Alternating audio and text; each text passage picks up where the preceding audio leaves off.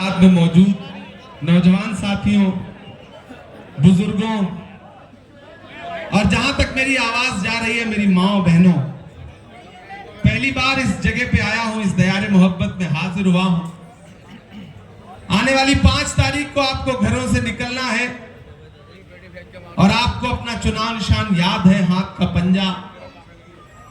Polling booth पर जाना है, ईवीएम की कतारों में लगना है और भाई अनिल भारद्वाज जी जो आपके अपने हैं, आपके बीच में रहते हैं, इनके लिए आपको अपना एक एक वोट देकर के आना है। मैं आपका छोटा भाई हूं, आपका साथी हूं, आपका दोस्त हूं। आपसे ये कहना चाहता हूं कि ये चुनाव बहुत जरूरी चुनाव है। एक तरफ वो ताकतें खड़ी हैं जिनको पिछले कुछ दिनों में आपने झोला भर भर के वोट दिया है।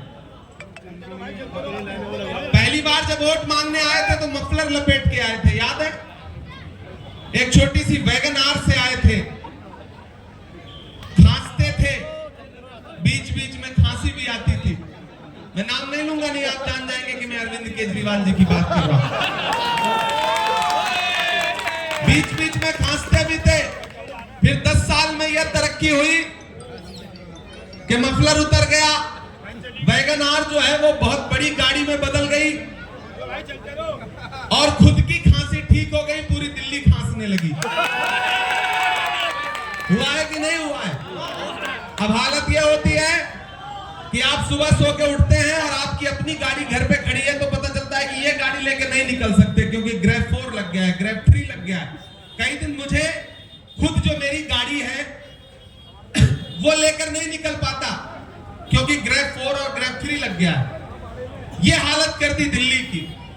और यहां जो आपके मौजूदा विधायक महोदय हैं, बड़े लंबे लंबे दावे किए थे कि सड़कें ऐसी कर देंगे, दिल्ली को लंदन बना देंगे। मैं तो अभी इन सड़कों पे आ रहा था तो सड़क में गड्ढा या गड्ढे में सड़क है, आप फर्क ही नहीं पता कर सकते। हालत यह है कि इन सड़कों पे सफर करो तो पता ही नहीं चलता कि आप सफर कर रहे हो या आखिरी सफर कर रहे हो। मेरे भाई, यह चुनाव बहुत जरूरी चुनाव है।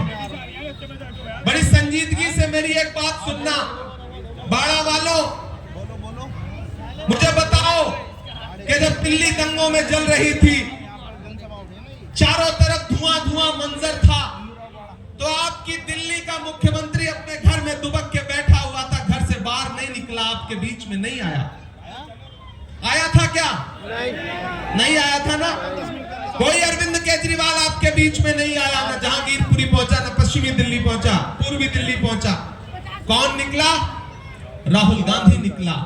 हम सारे लोग निकले, लोगों के पास गए, दीवारों पे जमे हुए धुएं की राख को साफ किया, लोगों को सीने से लगाया और लोगों से ये कहा कि नफरत के लिए कोई जगह नहीं है, ये दिल्ली मोहब्बत से चलेगी, दिल्ली दिल वालों की है, नफरत वालों की नहीं। मुझे बताओ बाड़ा वालों कि अभी जब संभल में लाशें बिछा दी पुलिस ने तो निकला कोई अरविंद केजरीवाल अपने घर से उन परिवारों से मिलने के लिए? निकले कोई नरेंद्र मोदी जी अपने घरों से? नहीं निकले। कौन निकला? राहुल गांधी निकले। गए वहां तक, रास्ते में रोक लिया गया, परिवारों से मिलने नहीं दिया गया तो बुला के मिले परिवारों से, उनको सीने से लगाया। याद करो कि जब हाथरस में एक दलित बिटिया के साथ बलात्कार हुआ, उसकी लाश को रात के 2 बजे बिना परिवार की मर्जी के जला दिया गया, तो निकले कोई अरविंद केजरीवाल? निकले कोई नरेंद्र मोदी जी? नहीं निकले। कौन गया उनको सीने से लगाने के लिए? राहुल गांधी गए, प्रियंका गांधी जी गई, हम सारे लोग गए। जब मणिपुर में बिना कपड़ों के बेटियों को परेड कराया गया तो निकले कोई अरविंद केजरीवाल? निकले कोई नरेंद्र मोदी? नहीं निकले। कौन निकला? राहुल गांधी निकले। मेरे भाई, जब इस मुल्क में नफरतें उफान पर थी, आपकी परछाई से लोग दामन बचाते रहे। जब कौन सी सड़क पर कौन सी भीड़ आपको कपड़े देखकर, आपका लिबास देख के, आपके चेहरे पर दाढ़ी देख करके, टोपी देख के आपको मार दे, ऐसे वक्त में जब लोग आपका नाम लेने से डर रहे थे तो राहुल गांधी ने कहा कि मैं नफरत के खिलाफ पदयात्रा करूंगा, कन्याकुमारी से कश्मीर तक पैदल चलूंगा, एक नारा लगाऊंगा, नफरत छोड़ो भारत जोड़ो एक नारा लगाऊंगा। मुझे नफरत के बाजार में मोहब्बत की दुकान खोलनी है। मुझे बताओ बाड़ा वालों, कभी अरविंद केजरीवाल 4 कदम चला नफरत के खिलाफ? सिर्फ 4 कदम नहीं चला ना। लेकिन राहुल गांधी कितने किलोमीटर चला? 4000 किलोमीटर। मैं चला हूं राहुल गांधी के साथ। मैंने देखे हैं उस शख्स के पैर के छाले, मैंने देखे हैं उसके पैर के छाले। मैं जब चलता था तो मीडिया के साथी कहते थे कि इमरान साहब आप तो शायर हैं, क्या कहेंगे? तब मैं कहता था कि जो हर जालिम से टकराएगी वो आंधी बनाऊंगा, जो हर जालिम से टकराएगी वो आंधी बनाऊंगा। नए अंग्रेज आए हैं, नया गांधी बनाऊंगा। मैं चला हूं शख्स के साथ, 4000 किलोमीटर चलता रहा वो शख्स। नरेंद्र मोदी जी कहते थे राहुल गांधी तो शहजादे हैं, राजकुमार हैं। अरे मैं कहता हूं नरेंद्र मोदी जी, अमित शाह जी, अगर राजकुमार और शहजादे ऐसे होते हैं कि हिंदुस्तान से नफरत के खात्मे के लिए अपने पैर के छालों की परवाह किए बगैर कन्याकुमारी से कश्मीर तक पैदल चलते हैं, तो हमें ऐसे ही शहजादे चाहिए, ऐसे ही राजकुमार चाहिए। हमें 10 लाख रुपए का सूट पहनने वाला फर्जी बादशाह नहीं चाहिए, नहीं चाहिए। और नकली मफलर पहनने वाला छोटा वाला रिचार्ज भी नहीं चाहिए। एक बड़े वाले हैं, एक ये उनके छोटे रिचार्ज हैं। बड़े वाले ने चाय बेची थी, छोटे वाले ने शराब बेची। कंपटीशन ठीक चल रहा है। अरे आप तो वो लोग हो ना जिसे हराम और हलाल का फर्क पता है ना। याद करो वो दिन जब पूरे मुल्क में कोरोना फैला हुआ था, कोरोना फैला हुआ था। इस सरकार को, दिल्ली की सरकार को, भाजपा की सरकार को, जब वो ऑक्सीजन नहीं बांट पा रही थी, लोगों को दवाएं नहीं दे पा रही थी, तो ठीकरा किसी के सर फोड़ना था तो चुना गया तबलीगी जमात को, मरकज को।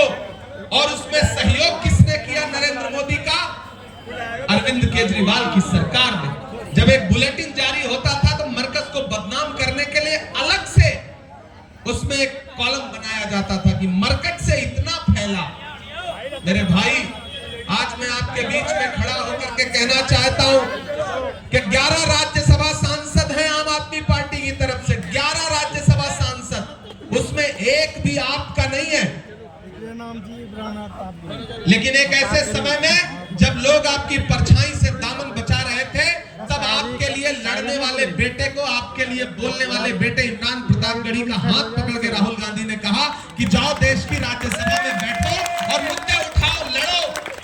मेरे भाई, आपको फर्क समझना पड़ेगा कि आपके असली मुद्दों पे कौन खड़ा है और आपको धोखा कौन दे रहा है, आपको ठग कौन रहा है। यहाँ वाले जो आपके बीच में आएंगे, डर दिखाएंगे कि नहीं नहीं, झाड़ू का बटन नहीं दबाओगे तो कमल का बटन दब जाएगा। नहीं मेरे भाई, इस मुगालते में मत आओ। झाड़ू का बटन दबाओगे तब भी ताकत कमल को ही मिलेगी। इसलिए तीसरा विकल्प चुनो, हाथ का पंजा, आपका अपना चुनाव निशान, आपका अपना प्रत्याशी भाई अनिल भारद्वाज। मैं आपसे यह कहना चाहता हूं साथियों कि यह लड़ाई बहुत अहम है। किसी ने कहा